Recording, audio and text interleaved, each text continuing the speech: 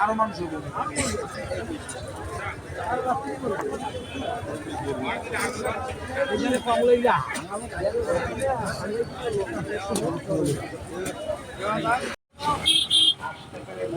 আপনারা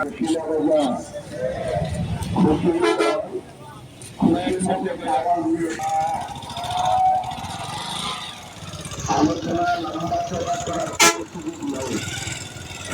কুড়িগ্রামের সভাতে আপনারা পুরাতন, তারা সবাই জানেন আমি প্রত্যেক বছরই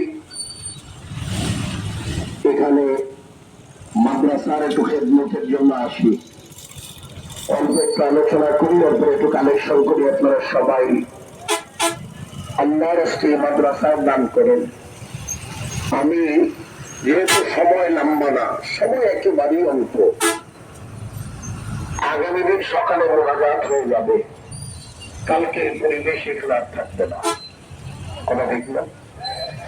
কালকে যখন আমরা বিদায় দিব, এই বিদায় কারো কারোর জন্য চির বিদায় হয়ে যেতে পারে।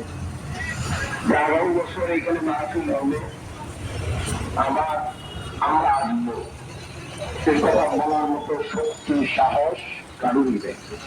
কথা ঠিক না? এই জন্যে